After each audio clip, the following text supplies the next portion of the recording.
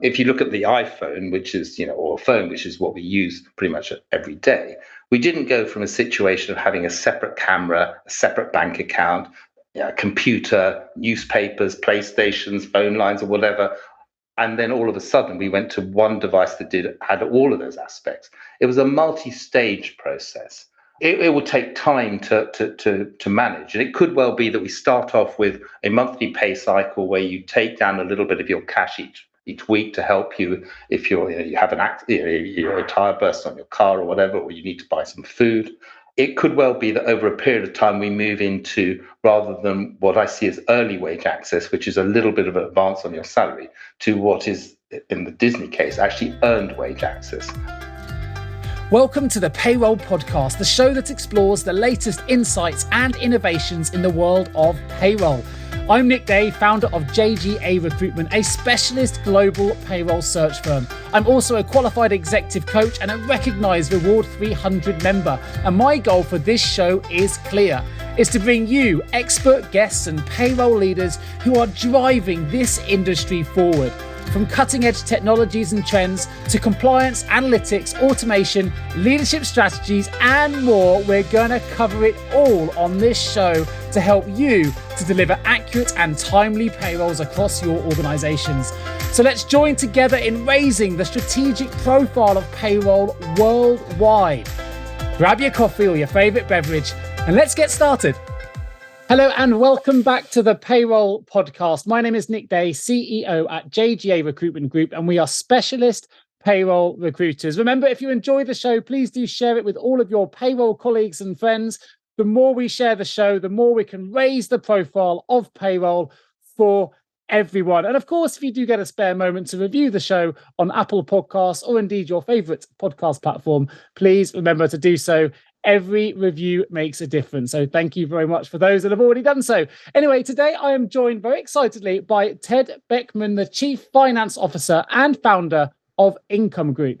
Now, with everyone, including me, predicting that 2023 is going to be a year of evolution for the payroll industry, I decided to invite Ted to the Payroll Podcast show today because I want to find out more about a particular hot topic that exists in the conversation at the moment that's right in the center of this evolution, and that's to discuss earned wage access, also known as EWA or on-demand pay or pay-on-demand services.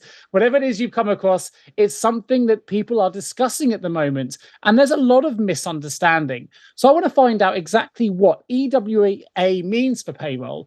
Is it an opportunity or is it a threat? And I ask this because Income Group in particular have recently developed IG Send, which is an instant payment service for busy payroll teams. But it's also a solution that enables payroll teams and small business owners like myself to make instant payroll payments in just a couple of clicks. It enables employees to be paid more frequently and in line with their working patterns.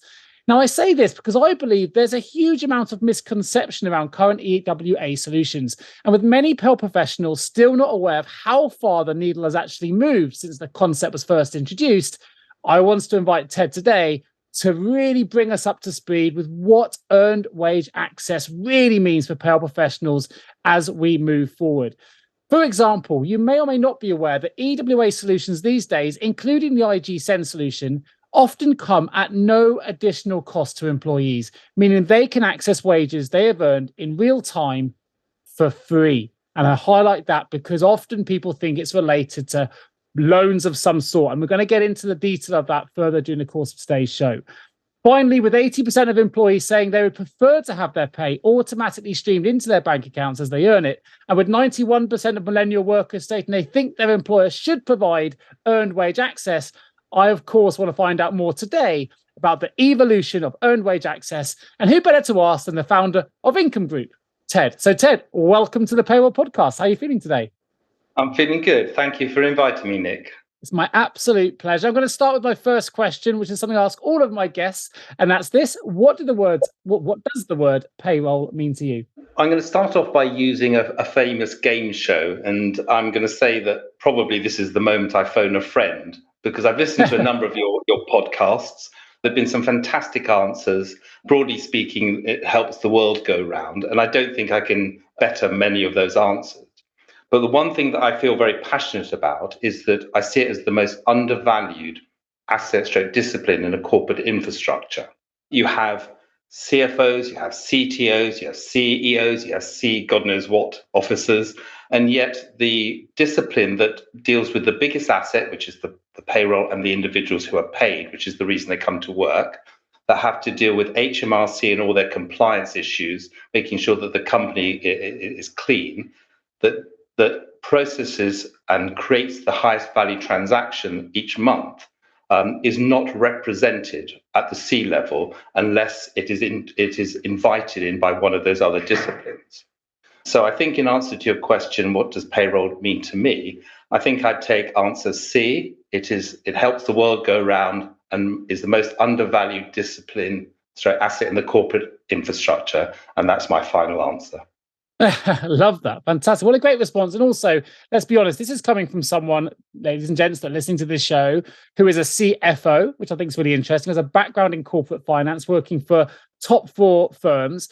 And I think this is one of the first times we've had someone who perhaps isn't involved in processing payroll necessarily, as we often have on the show, but coming from a CFO capacity, which I think is great, really recognize the contribution that the payroll community has. And I think that's fantastic. We're really fighting for that recognition in the payroll community. They want a voice at C-suite level. So let me ask you this then. With what you've just mentioned in that response, Ted, does that mean that the payroll professional community then is a bit of a corporate secret? And if that's the case, how can we change that? I think that's pretty much bang on. I think there's a lack of understanding, and I don't see it as a one-way street. I think the payroll community doesn't understand the value it brings to a business. And almost as a result, it can't communicate or position its value to the business to other members of the company. And as a result, they are a corporate secret, as you call it. And there are loads of examples, but the one that I would like to talk about is actually the pandemic. Now, there's no question that who were the real heroes of the pandemic. The NHS, the doctors, nurses that sort of kept us alive effectively. But during that period, without any fanfare, week in, week out, month in, month out, the payroll fraternity and community processed payments, keeping HMRC at bay, dealing with furlough changes that happen regularly, and in a sense were quite heroic in terms of doing this remotely in difficult circumstances, not able to communicate with their colleagues easily. And yet at the end of it, I don't think that they got the recognition they deserved. I don't think that they were appreciated.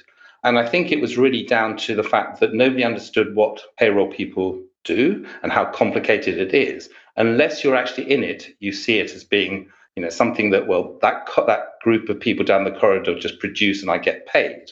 And there's a little bit of me that thinks, well, if you don't make a little bit of a fuss and have a bit of a fanfare, then you'll never get that recognition. Now, I was a CFO on a quoted company many moons ago, and we had a non-exec there who invested in the company, or his company invested in our company. It was a fairly famous high street retailer. And his CFO mantra was quite simple. You tell people what you're going to do, you do it, and then you tell people you have done it. And it really resonated with me because what he drew out was that was the main difference between the sales people in an organization and the operations or support teams. So if you look at it from if you like the example of the pandemic, the salesperson would have started off by saying, so hold on a second, you want me to deliver all this in these incredibly trying circumstances. Now I need all these sort of supports and helps and so on and so forth. So everyone understood the complexity of the problem. Then they would deliver it, and then they would make sure that everybody understood they delivered it, and there would be a celebration as payroll was paid every month. Whilst a payroll executive tends to take the view that it's my job, so I'll just do it without making any fuss. And as a result, they don't get the recognition they deserve, and therefore it is the best kept secret. No, I just think it's a really interesting observation. They just get things done. They don't shout about it. They just and as an employee, employees just look at their payslip and they don't really often need to think about who did it. It just gets done. That's because they don't shout about it. And during a presentation I did, I upset quite a few people by saying a lot of people don't actually look at their pay slips. And that was meant as a compliment rather than something that was negative, because there's this trust that the payroll people who are very talented know what they're doing and they produce a pay slip which is actually correct. But I don't think it has to be a hard sell. But I do think that they're having a structure of telling people what you're going to do, doing it, and then telling people that you've done it gives you that kind of structure to do so. I don't think that it is in the payroll person's persona to make a lot of fuss and to create a lot of fanfare.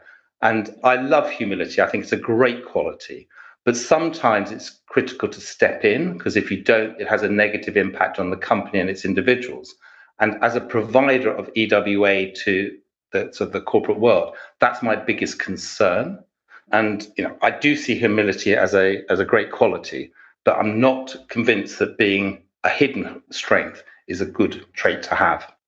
Yeah, it's a really interesting viewpoint, and I value it because of the perspective that you have on it, Ted, as a CFO and founder of companies as well. I think it's really interesting, and I think we need to listen to that as a payroll community, because we can learn from the views of those on the on the outside, so to speak. And I mean that with respect that it deserves. I thought it was really interesting in the pandemic. It did get some recognition further afield. I first time in my life since I've been working in payroll, which is 20 years, where Scott Morrison, the Prime Minister of Australia, publicly came out and praised the payroll community. And of course, payroll professionals were considered key workers, which I thought was recognition. And they were thrust into the limelight more than perhaps they are used to. And the key thing for this show and for having guests like you on the show is to continue with that momentum. Really, we don't want to lose momentum now that we've started to gain some. Now that the payroll community found their voice through the pandemic by keeping people paid and really showing their worth.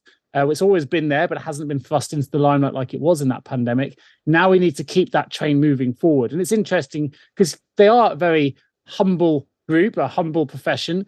So I ask you this then, when we talk about the evolution, I want to get into EWA in more detail. Before we do so, from your perspective then, what specifically do you think the payroll community needs to do to break away from remaining humble, but also gaining voice, I guess? I think that there are two aspects. Firstly, that understanding what it is you provide the business is really key. And once you have that inbred in you and you are willing to promote it, you'll understand that people will respond positively. So I've been to a number of different events, and there are sort of common speakers, a number of which have been on one of these podcasts. And when people like Anna talk to her PPHE colleagues, or Katie to her Mazars partners, or Maria to her BDO partners, and I don't want to embarrass them, but I'm sure that all their colleagues sit up and pay attention. And certainly when they talk at these events, they do it with a sort of air of humility, little self-promotion, but everybody listens. But conversely, I've been in business meetings where I was brought in to promote the income group solution. And for illustrative rather than promotional purposes, if you can sort of bear with me, I was asked to support a payroll manager. She was running a 150-person payroll. She was suffering huge amounts of stress because she was having to do things all at the last minute and late hours and so on and so forth. And she asked whether we could help, because our solution effectively provides 2 extra days worth of payroll processing time to the overall process. And in her case, the cost would have been about £20 a month. And she would have had 2 extra days and mental well-being and all that sort of stuff. So we went into the meeting and we presented the case. I think it was well received, but the CFO was adamant that it was a banking cost and that was the end of it. And it was very frustrating for all sorts of reasons. And whilst I'm not a real sales expert, I understand that punching a customer on the nose is not the ideal way to build business. But her humility stood in the way to the detriment of herself and the business. She should have had the willingness to say, look, that's just unreasonable. This is what we need to do. This is why we need to do it. So I'm sorry, but you're wrong, Mr. CFO. And I guess before we get into the EWA aspect in more detail, I think the EWA bus is definitely coming along, or is certainly more likely to arrive than unlikely to arrive. And my real concern is that the wrong people with the wrong skill set will be asked to drive the bus. And I feel really strongly about this and passionately that the right person is the payroll lead. And the only reason they won't be entrusted is that because of their humble nature. And this is a once in a generation opportunity. I was around at the turn of the century, sounds years ago, and I suppose it was, where you had the personnel department, which was down the corridor, and then it became HR. I see this as exactly the same change in corporate structure. We need to be less humble. I recognize it as a CFO, the value that the payroll individual brings, and the payroll community should be willing to grab it before somebody else does and drive that bus, because if it's not driven by them, I think it will go off the rails. Sure. It's a really interesting view. I think for me, some of it, and my understanding and my experience, and I guess my advice to the payroll community here would be that the payroll community needs to embrace a bit of a mindset shift, a conceptual shift that talks about, if we bring EWA into the front and center here in terms of where I'm going with this conversation, which I think builds on what you've just mentioned, Ted, and I hope it does, so bear with me, is the idea that, and you mentioned right at the start of the show, that payroll is responsible for paying out probably more money than any other department typically in any business. So they're handling huge amounts of cash, and they're often viewed upon by others as being very expensive. And yes, you need to be compliant, but ultimately it doesn't bring anything in. And I think that's where the mindset needs to shift. I think EWA is an opportunity for payroll professionals to lead that shift. And what I mean by that is, because, as I mentioned in my introduction, 80% of employees are saying they prefer to have their pay access to EWA solutions, and with 91% of millennials stating their employers should provide it. Actually, if we've got those payroll professionals driving the bus, as you put it, it gives payroll people an opportunity to show that payroll operations can impact positively on a P&L. And okay, it may not be in relation to money being saved on your payroll costs, but it's saved in different ways. And that's in ways of supporting HR, for example, in improving their talent attraction and retention strategies. If you're able to introduce EWA that keeps more employees engaged in your business or attracts new people into your business over a competitor, well, actually, there's a financial profit in that, because those people add to your bottom line. The cost of replacing talent, as I know as a recruiter, can be expensive. And I think if payroll professionals can look at how they can partner with finance, partner with HR, partner with their boards to understand their objectives, actually, there's a lot payroll can do to really improve the achievement of organizational objectives, to reduce costs in other areas. And that may be in relation to talent and retention. I obviously focus there because it's what I do, but I also know that 80% of HR professionals highlight talent and retention as their attraction, as their biggest challenge right now. So if payroll can support them in that, that really does turn payroll from being just something that pays out to something that can actually have a profound impact on the overall success of that business. That's just my view, but let's get into EWA then to see if indeed my view is correct on that. It's not something that's new, and I highlighted that in my introduction. So before we jump into what it is now, I wonder if you can give me a little bit of a background into how it's evolved, because I think personally there's still a lot of misunderstanding in what it is at the moment, and that comes from what it used to be. Yeah, no, I agree, Nick. I think there is a misconception that early or earned wage access is new. It's been around for years or decades, and all that's happened is it's changed in terms of how it's used. It was seen typically as a lower income need. People that were borrowing money from either loan sharks or payday lenders, Wonga company that ran into difficulties, friends and families, and other unscrupulous providers. They were using it to actually put food on the table, and therefore they didn't have a choice, and therefore they were exploited. So EWA has been around for a long period of time. But the difference now is that there is a material change, in essence, brought about by the pandemic. Now, digital transformation is always driven by the why and not the how. And I'd like to give a non-payroll example just to drive the point home without that pun meant. If you look at electric cars have been introduced, and obviously that has reduced the carbon footprint. And that is the how. But the reality is it's my children and their generation have said the way we treated the planet is unacceptable and we have to save the planet. And that is why there's been all this activity on electric cars and looking at how we can reduce our carbon footprint. And if you look at the income group story, it encapsulates this really well, both from a good and bad perspective. So we approached MasterCard 6 years ago following their first real EWA application.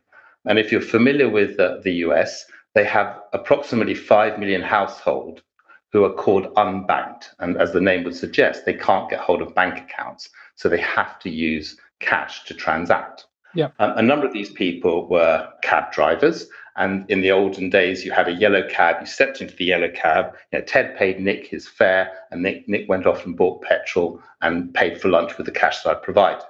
And then Uber came along, and a lot of unbanked individuals started using Uber to supplement their income.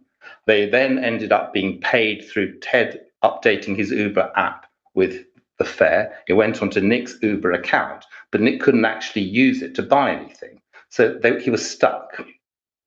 So the why was that in that particular example, Nick could only work for a couple of days because after 2 days, he couldn't get his money because he had to wait sort of a week or 10 days before Uber actually transferred the money onto a prepaid card, for example. So what happened was Uber approached MasterCard, and MasterCard provided the how. They provided the send technology, which enabled Ted to step into a cab, it to be promoted, or the taxi fare to be promoted onto Nick's account. Nick could then transfer it at a cost of, I think it was 50 cents at the time, onto Nick's prepaid Uber MasterCard card, and he could then use that to go and buy his petrol or his food. We thought that was a really good model. We thought it would come to the UK, and we approached MasterCard and effectively did a deal with them. Became FCA registered, etc., etc. And our why was that we had hoped that by presenting to CFOs that actually we could make the beleaguered payroll leads life easier by giving them an extra 2 days of processing time was a really good why. And that the how was how we had done it with Uber, and we did the similar in the UK.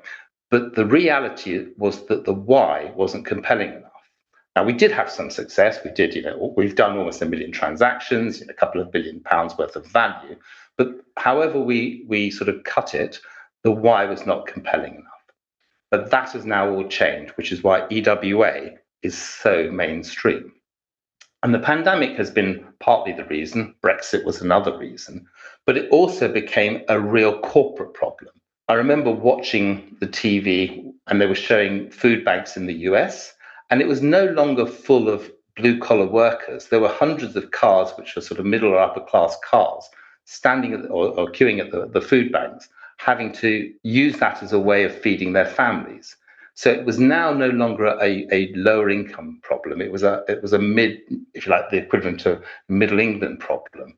The financial crisis in the UK, the cost of living, has made it much more of a UK problem, and it's become business critical. Attention and attraction and retention are really key elements of the corporate conundrum at the moment, and HR are looking at how they can keep people, how they can make sure that they reward and value their staff. So whilst before it was a way of making sure that lower income people could put food on the table, now it was a real business critical thing. It was no longer, or is no longer, a nice to have. I think it is a must have. And I think that, as I said earlier, the bus is inevitably going to arrive. Sure. So the why was clear, and the technology changes that happened during the pandemic have made the how possible. And then you almost get the perfect storm. And that's really where I am in my thinking at the moment. So from a compliance perspective, for the payroll people listening to this, wondering about how we handle tax credits and compliance and changes, are there any considerations here that we need to bring to the fore to alleviate any concerns in relation to whether or not this is going to, have a real impact on the way that people are currently processing their payrolls if they introduce something like your IG Send solution? Absolutely not. The way that it works is it's deemed from an HMRC perspective as an advance, and that is exactly what it is an early wage advance, and that the calculation at the end of the month is as it would be typically. And the only difference is rather than paying Ted £300 at the end of the month, because I've drawn down £50, you just pay me £250.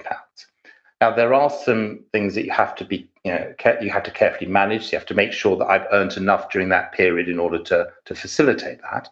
But you have real-time calculation products which effectively give you that capability. So typically, you'd have an app. You would be shown what you are entitled to. You would draw down an advance on that app, and then the next day, the app would be recalculating how much you've earned up to that point. If you drew down once, you'd get that deduction from your end of month salary. If you drew down 3 times, you get those 3 drawdowns. So there's no extra compliance or payroll manager overhead in terms of time at all using the right EWA tool. All we're saying is that we can help with that process. And as part of it at Income Group, we can help with the funding of it, which is another point from a corporate perspective as to how it's managed. As a question then, and this is just maybe I don't process Pearl every month, so maybe this I don't know if it's a correct question or not, but could this see the end of the dissolution, if you like, of the monthly pay cycle as we know it, or would payroll people still be processing if they had a monthly cycle on a monthly basis, just minus any drawdowns in advance? Or do you think that actually, if EWA is adopted on a wide scale basis, which we both probably believe it will be in time, we don't know how fast that bus is moving, but it is moving, that see the end of traditional pay cycles as we know them? Again, a very, very good question. I think the answer is it depends. It can accommodate both. So you have, for example, the biggest user in the States is Disney. And that if you work a Disney shift, you can leave your shift, and by the time you've got back to your car in the parking lot, the money is automatically beamed to your account. And that is what they see as being real-time pay. In that case, you have a daily cycle, which is obviously much more intensive than a sort of a monthly cycle. But what I envisage in the short term in the UK is that you would draw down, you have the typical monthly cycle, and all that you would be doing is you'd be calculating it. And rather than transferring the net at the end of the month, as I said, of the full value, you're just giving that less the amount you've advanced. And the software tools facilitate that. So I think the answer to your question, it can be one or either. And I think that one of the considerations that companies and payroll managers need to consider is that it is like most technologies. I mean, certainly we've got this perfect storm of the need. Technology can do what's required, and I sort of call to the payroll community to provide the management of it. But what's happened is that you've got all these different elements. You can now pay instantly. It can be calculated instantly. You don't need cash in the way you used to. It can be on your phone. You have technology like cloud technology on your phone. You have Teams, etc., as the way you communicate. But just like most technologies, it's a multi-stage journey. If you look at the iPhone, which is, or a phone, which is what we use pretty much every day, we didn't go from a situation of having a separate camera, a separate bank account, a computer, newspapers, PlayStations, phone lines, or whatever. And then all of a sudden we went to one device that had all of those aspects. It was a multi-stage process. It will take time to manage. And it could well be that we start off with a monthly pay cycle where you take down a little bit of your cash each week to help you if you have a tire burst on your car or whatever, or you need to buy some food. It could well be that over a period of time we move into, rather than what I see as early wage access, which is a little bit of an advance on your salary, to what is, in the Disney case, actually earned wage access. And it's just a bit unfortunate they both have exactly the same acronym. Indeed. Yeah, that makes sense. So I think it is a multi-stage process, and that my children have a seizure if they have to wait more than 3 seconds for anything. The thought of having to wait 3 days to get a back's payment is just absurd, especially when the technology facilitates alternatives. And this is just the first stage. So it's instant payment, and then it's a little bit of salary, doing it on your phone, getting used to it. And what we're seeing from customers we're working with is that the percentage of drawdown is quite high. And it's actually, interestingly, mainly monthly individuals. So on a typical, and I can't mention the names of these companies, but it's a 1,000-person company. 30% of their staff draw down EWA. And those are the monthly payroll people who want to draw down an amount each week. In that particular case, an amount each week is pushed, and then they have the option to drawing down a further amount should they need it. But of that amount that's drawn down, not all of it is used to buy food, for example. Roughly 25% goes into a pension, 25% goes into savings. So it actually gives the employee the opportunity to use the money in an intelligent way. And the ability to do so recognizes that not all employees are trying to manage their finances in a crisis. They want to use their money in a way that serves and benefits them. So I think it is a multi-stage process. I think that the direction of travel is reasonably clear in my mind, but there certainly are some challenges that need to be overcome. And I think a lot of it relates to education. not just of the individuals so they manage their finances properly, but also making sure that the payroll community understands what can be done, how it can be controlled.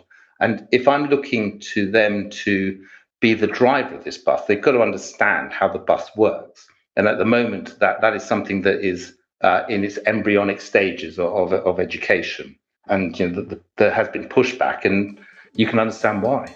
Have you ever asked yourself, how can I recruit payroll staff effectively? Please don't give up on your recruitment project just yet. Here at JGA Payroll Recruitment, we appreciate the difficulties associated with attracting, recruiting and retaining top payroll talent. We also understand just how costly a poor payroll hire can be. JGA Recruitment are a niche payroll recruitment agency who will partner with you to resource payroll candidates who will improve both the accuracy and efficiency of your payroll department. Contact us today on 01727 800 377 or visit jgarecruitment.com to find out more. Sure. I mean, it's interesting you mentioned your children there, and they want everything instantly. We're in a world of streaming and instant access to many things, from taxis using Uber, hotels, films, Netflix, all these things. We want everything now, and I think that's going to transcend into the world of payroll, because that's what employees are demanding. So it's interesting that, really, if you're listening to this and thinking, you know what, I'm never going to introduce pay on demand into my payroll option, I wonder if you'll even have a choice, because if employees are demanding it because they want access to it, and as millennials and Gen Z people want access to it in particular, which is the new workforce coming through, you're kind of going to need it, or you're going to get left behind if indeed that bus is moving in the direction that we both believe that it is. So I think that's really interesting. I think you've put that in a really interesting way as well, in terms of getting to grips with us, helping us to understand what it is and why indeed it is a perfect storm at the moment of need, technology and management, as you put it. We do know that some of the concerns are justified. Obviously, from your perspective, you have a probably different mindset to perhaps others that are working in payroll at the moment. But what are some of the things that the concerns, though, just give this, I guess, a balanced argument to it, that payroll people need to be mindful of if they do want to start looking into introducing an EWA solution, for example? I think that some of the concerns are justified. There's no point jumping out of the sort of financial well-being frying pan into the fire. And if they're not well managed, then it will be super negative. But this whole thought process that the people who are able to make sure it does work are going to be the payroll community. And what I see as being critical to that is their mindset. And if you don't mind me going back to another car analogy, my idea of a car is quite simple. It's got some tires, broadly speaking, on each corner. And the biggest engineering feat I have is to try and find the keys every morning to drive it. Now, there is a whole heap of stuff that goes on under the bonnet that I'm not really that familiar with. And if I'm being honest, I don't really care about. But what an engineer does is he looks at it from end to end. Is it fit for purpose? Will it serve its purpose? Will it benefit the driver? A typical conversation that I've had as a CFO is you're sitting there with the operations team, and you're sitting there with the sales team. And the sales team are saying, well, hold on a second, I've solved this. And the operations team is saying, well, that's all very interesting, but we can't actually deliver it.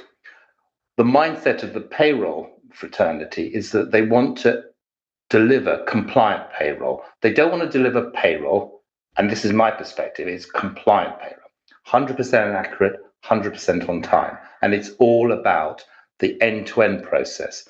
And that without that mentality of an engineer, I think this is fraught with danger. And what's happened, I think, is that the payroll community are voicing their concerns because they are rightly saying, well, actually, I'm worried about the fact that somebody will take down all their money mid-month and then get to the end of the month and they won't be able to afford to pay their rent. And what I'm saying is actually that's exactly the right question. But if you put that in the hands of the HR team who don't have that mindset, or in the finance team who also don't have that mindset, it's going to happen. And there will be financial ill-being on the back of EWA. But if it's controlled properly, if it's performed in a meaningful way with real education and direction, then it will work well. And the payroll mindset of the engineer is the one that I think you need in order to make it work. and this is again as a CFO, I certainly put the nose out of joint of a couple of HR directors I worked with, because I didn't see payroll as a subset of HR. When I needed to ask the question, I just asked the payroll person, and that upset the HR director. But the reality is that that person, the HR director, would often take the credit for what payroll were delivering, and that just didn't sit very well with me. So I think the pushback is right, because the payroll community cares not about whether you can pay someone. That's an incidental. It's whether you can pay them in a compliant manner without them getting into financial difficulties, in a moderated way, with education and all the aspects of the car. So it's just not as how fast can it go? It's, does it have brakes? Could you have a seat belt in case somebody runs into the back of you? All the bits and pieces that make a car work is what's needed. And I don't believe many disciplines within an organization have that skill set, and that the payroll community has that and has to identify it and make everybody completely aware of what they can bring. Because without it, financial well-being will possibly be met, but maybe not. Regulation will possibly be met, possibly not. The decision as to how much should be allowed, etc., should be something that is controlled and managed and proposed by the payroll team, because they're the right people. Sorry, I'm getting a bit repetitive, but you can sense I'm feeling pretty passionate about it. Passion's good. Well, look, I mean, the income group EWA IG Send solution, I mentioned in my introduction, it comes at no additional cost to employees. So it means they get access to real-time pay for free. It leads me to a question, because not everyone necessarily may be aware that's how it works, and particularly in your solution anyway. So it's good to bring that out there and get that message out. But do you think EWA is a cost of employment, or do you think that actually it's okay for some of the cost to be borne in part by the employee? I'd see it as a cost of employment, full stop. I think it's completely wrong that it's deemed as an employee cost. I see this partly as the overall understanding of what it brings. It brings a huge benefit to all parties if properly managed. And in a sense, to have it controlled by the corporate will turn a negative into a positive. So in order to do that, it has to be that corporate's cost. If you look at certain industries, my son is in the filmmaking industry. They pay people weekly. And he's gone from a situation where he's paid monthly to having a weekly salary, and he uses apps that have been created by, in his case, Starling, but they're available on other card providers, where he gets paid his amount that gets automatically redirected into several different pots, so that he has enough money to pay for his rent and his insurance and phone contract, etc. And he then comes at the end of the day, under the week, he says, right, I know I've got £120 worth of disposable income that I can spend on sort of living and enjoying myself. Now, in that particular case, production company have given him that guidance as to how it can be done in a really intelligent way. And I think that's where it has to happen here. So effectively, by making it a cost of employment, and I can talk about the ROI on that, it actually is well received, and it actually will reduce costs, because the employee will see the employer as looking after them, and that lends to retention and the reduction of recruitment and so on and so forth. It'll be seen as a way of attracting people. But in order to do that, you can't say, well, we're going to give you all this, but by the way, you have to pay for it. That doesn't seem right. And I think that if we're looking at how much it costs the employer, I think there's a really clear justification of that, but it needs to be done at the employer level. So it is an employment cost, no different to most of the other costs.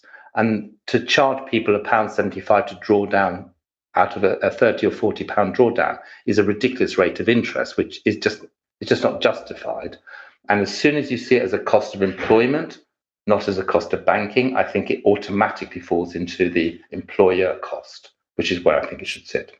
Sure. Interesting. And I think you've given a good, compelling argument for the ROI for it as well, which is really interesting. So before we open the vault, Ted, I have to ask, and for those interested, I will put a link in the show notes to a demo of the IG Send solution. There are other sort of pay on demand solutions out there as well. So do your research, but there will be a link out there so you can have a little play with that.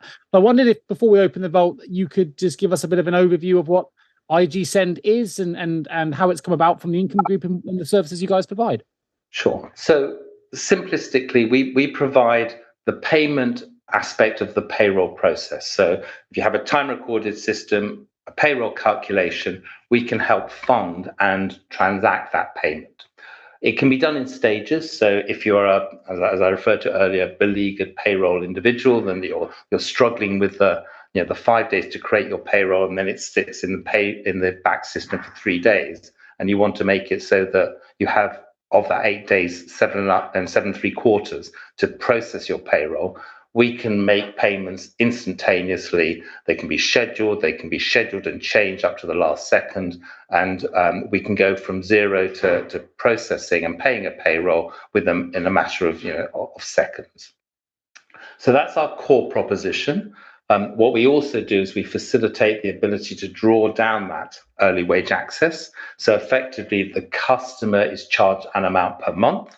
They can then offer that capability to their employees, and their employees can draw down that money, and we make the transfer and the payment of those funds using IG Send. And that's our core proposition. We also provide, or we are in process of testing for MasterCard a cross-border capability. So there are various different elements that we can provide, but the core proposition is that you can send us a file 1 second before midnight, and we'll pay people 1 second after midnight. And whether that's EWA or just general month-end salary, send us a file and we can process it. So that's our proposition. Fantastic. And I think the fact you partner with some behemoths in the industry there with likes of MasterCard, I think hopefully gives people a little bit of confidence in the solution as well. But I do recommend everyone goes and just does their own research into this field. As we say, I think the bus is moving. I don't know how fast it's moving, but it is moving. We're seeing a lot of conversation around this subject at the moment, with more and more companies adopting pay on demand or EWA solutions. So, if this is a solution you want to find out more about, do have a look at the show notes. There's a link directly through to the IG Send demo, and there's other links to the website as well where you can find out more about Income Group. But before we get to that, let me open the vault. Entering the vault. 3 short, sharp questions for you, Ted. The first one is this: what is one piece of advice you would give to someone working in payroll right now? I would implore them to understand the value they bring to an organization, and that because at the moment it's seen as a department that is sort of hidden away down the corridor, doesn't mean that's right, and that the payroll individual and the payroll department is a critical part of the corporate infrastructure. And it's only, if you like, recently that it's been deemed as being less important. And if you go back through the history vaults, you'll see that a number of individuals who are, Charles Dickens's father, for example, he was a payroll clerk for the Royal Navy. And that was something that, in those days was actually a prestigious role. Whether Charles Dickens should have followed his father's footsteps and written a book, EWA, the Payroll Conundrum, and whether that would have been as exciting as Christmas Carol is a different issue. But the point is that the payroll individual is definitely an important part of the cog, and that you should stand up for your rights and make sure people understand what you do and its value. Yeah, very nice. I think also for those that want to bring the value of payroll to your CFO within your organization or finance or HR, actually, I'd recommend they listen to Ted's first answer to the first question, is what the word payroll means to you. I think you gave a very good example of the value of payroll, the value that payroll can have for those that are working perhaps in a CFO capacity. I think you highlighted it very, very well. So, go back to that part of the podcast or get a soundbite and go and present that to your CFO to bring them up to speed. If they're not fully bought into the value of payroll has, that might be a good way of bringing them into view. Question number 2: if you had the power of foresight and could change the entire payroll industry with one action or one improvement, what would that action or improvement be? To go on a sales course. I think that the ability to ask open questions is critical. When I'm talking about ROI, my question, in fact, I can ask you the question, Nick: would you prefer a 7% pay increase in these highly inflationary periods, or a 5% pay increase plus EWA, where you can draw down money every week? It's an open I'm going question. to remain unbiased on that one for the moment. Fair enough. But what it does is positions it in a way where actually it engages with the C-suite, because they have to think about the answer. It's not a closed question. So my initial statement is that the mindset of the payroll individual is one which is, as I said, an engineer. But to go on a sales course, and I've been on a sales course, it makes you feel mighty uncomfortable. But at the end of it, you understand the importance of being able to promote something that people will buy, not necessarily what you want to sell them. And I think the payroll community could benefit from that understanding of how to do that. Sure, I think it's good advice. As a sales, somebody who works in sales myself, I think if nothing else, it's about how to elevate that voice, how to elevate the payroll pitch, for want of a better way of putting it. And I think that sales training could be helpful. Much more concise than me. That was, yeah. I knew what you were getting at. It's absolutely fine. But actually, I think you bring another topic of conversation into the limelight here. I'm probably running out of time to get into it in too much detail. But actually, when we talk about financial wellness, which we know financial wellness impacts significantly, I think it's 62% of people with financial health issues end up suffering with a mental health issue. And this is another opportunity to bring financial wellness of your employees into the payroll conversation, because payroll can have an impact here on employee wellness from a financial health perspective. And we know the impacts of ill financial health, so to speak, can have huge ramifications on the performance of those employees within a business. And interestingly, it's not just those, and you asked me the question of which option would I prefer, but financial health is not just impacting those that are on the breadline. It's very much impacting those with the cost of living crisis going up, who may have just gone on to variable mortgage rates and suddenly find themselves, you know what, I'm really struggling. And I think this is something else which will really help highlight the very, very, very, very important role payroll professionals can have in improving the employee experience. And I think EWA has a role to play in that the improvement of financial health for employees as well, which is an avenue we haven't really tackled too much today. But I wanted to bring to the fore. Before I ask you the last question of the vote, any additional thoughts you have on financial wellness and the payroll proposition, Ted? I think the point you've just made is actually a really good point, Nick. And that if you have EWA as something that can be used within a business, and you see somebody drawing down money every single day, it's a real trigger for a call to action. You can talk to them without them feeling terrible about the fact that they may not be able to afford to make ends meet, and how can we help? And it engages with the employee. So I think it's also an early warning system in a positive way, because if somebody draws down once a month, then you don't know whether they're actually struggling or not, and whether they have 101 loans that they can't afford to pay. So yes, I do think that it has multifaceted benefits, and as time elapses, we'll get to understand better how to recognize some of the implications of how people use it. Sure. Well, my last question, I lighten the load a little bit from financial health. It's a very, very serious issue. I'm going to ask you this last question in the vault, which is, if payroll were a song or a movie, Ted, what song or movie would it be, and why? Okay. Well, I would pick "Don't Marry Her" by Beautiful South. For those of you that remember that from the late 80s or early 90s. The album version, which needed to be sanitized for what was on general release. But the whole essence of it was that the lady was saying, don't marry this other lady, marry me instead. And my reason for picking that one is I feel it's a bit like the EWA bus. Don't let somebody else drive it, let me drive it. So don't marry her, marry me.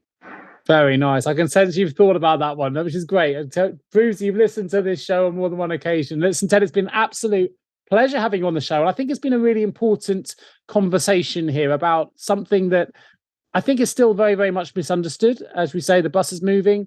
It could well impact your payroll department if it hasn't already. And it may not necessarily be a decision that's led by you. It could be led by your C-suite if their employees are demanding it. So I think there's an opportunity here to get ahead of that and really show the value you can bring to your organization if it's relevant for your business, if it's relevant for your employees.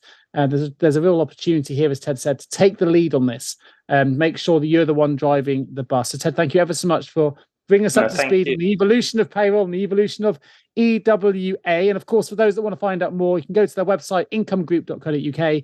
There's a link to the IG Send demo. I'll put some links as well to the LinkedIn company page, which you can follow. And of course, if you want to connect with Ted directly to find out more, I'll put a link to his LinkedIn page as well. And of course, if you are a payroll leader listening to the show, and perhaps it is talent that you are struggling with and you need to find someone for that payroll vacancy you just can't fill, then I know a great recruitment company that can help, which is, of course, my team here at jgarecruitment.com. I will put a link in the show notes. You can contact us directly, or by all means, reach out to me at nick@jgarecruitment.com as well, or give our team a call, 01727 800 377. Just leaves me to say one final thank you to Ted for joining me today on the Payroll Podcast. I look forward to bringing you all the next episode real soon. Ted, thank you ever so much. Pleasure. Thank you for inviting me. That's all for this episode of the Payroll Podcast. I hope you enjoyed our discussion today and gained valuable insights and inspiration to advance your payroll career or your payroll operation. If you haven't already, please do subscribe to the show so you never miss a future episode. And if you found this podcast helpful, please take a moment to leave us a little review on your preferred podcast platform. It's your feedback that really helps me to improve the show and, of course, attract new listeners so we can continue to raise the profile of the payroll industry for all. Finally, if you know anyone who could benefit from this payroll podcast, please do share it with them. Let's spread the word and build a vibrant community of payroll professionals worldwide. Thank you, of course, for listening. My name is Nick Day. Please do look me up on LinkedIn and send me a connection request. In the meantime, I look forward to being with you again on the next episode of the Payroll Podcast real soon.